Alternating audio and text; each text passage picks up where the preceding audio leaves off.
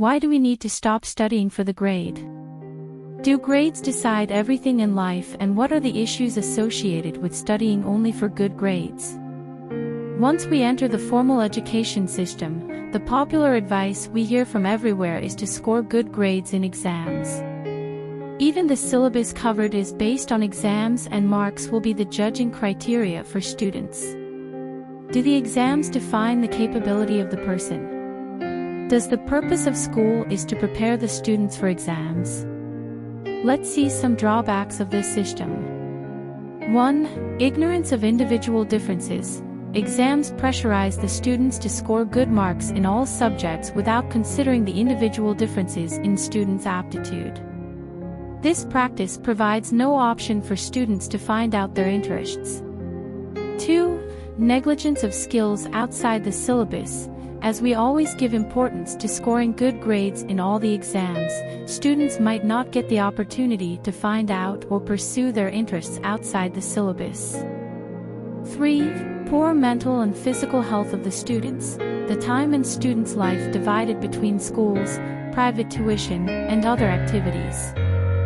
Largely, in the race of achieving a high score in exams, we overlook students' physical and mental health. A disrupted sleep cycle, improper diet, exam failure, and the thought of not making up to the expectations of people around them will all lead to anxiety. It will be detrimental to both physical and mental health.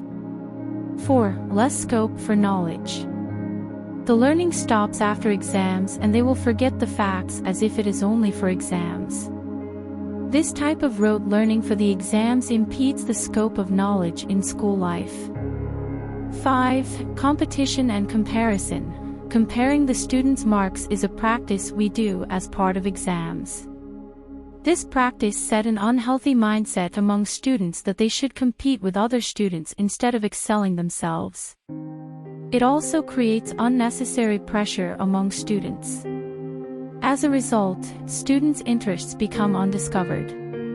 6. Testing memory, not learning. Exams only test your memory, not your learning. It will not help to find out individual students' distinctive skill sets or abilities, which will play an important role in their life than the marks they scored in exams. Now, let us see how we can make a slight difference in the process from a micro level. 1. Explore the variety of subjects. Consider the time in school life to explore and understand oneself. Do not confuse many subjects in schools, as it is an opportunity to explore different subject areas as much as possible and find out which subject is interesting for you and which is not. It is all right if your aptitude lies outside of the syllabus. Find time to get involved with your area of interest. If you cannot find your interests, keep exploring until you find out. 2. Develop skills outside the syllabus. We will not learn certain life skills from the syllabus that will play vital roles in our life. Some of these skills include emotional intelligence, interpersonal communication, creative thinking, critical thinking, adaptability, soft skills, and the list goes on. Instilling these skills in life will help the students to face the world outside the school. 3. Learn to satisfy your curiosity. Once we were kids, we were all curious about many things, but unfortunately, it faded away as we grew. So start embracing curiosity, because it improves students' ability to ask many questions and helps them the divergent thinking. 4. Seek knowledge and wisdom. Rather than aiming to score good grades, try to gain knowledge, as marks are just a reflection of your memory. Before learning anything new, ask questions yourselves: why should I learn this? What is the practical application of this subject for me? For each individual, the interest varies from one another. For some students, it could be the mathematics formula that fascinates. For some, it might be sports.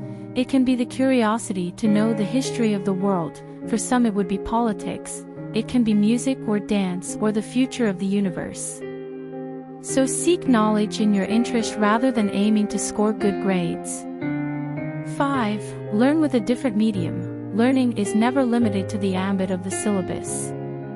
We can interact with people from different fields, try to understand what is happening outside the world of schools, read books, and explore different areas by utilizing technology.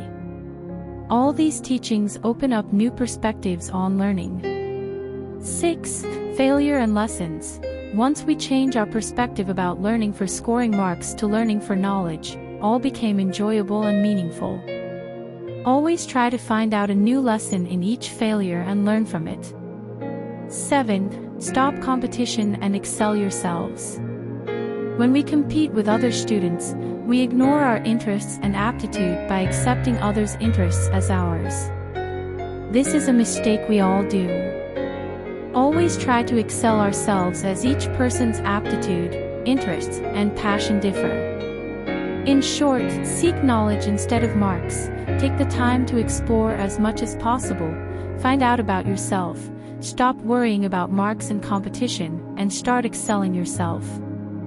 Once we reconsider our mindset from studying for marks to learning to discover ourselves will change the entire process.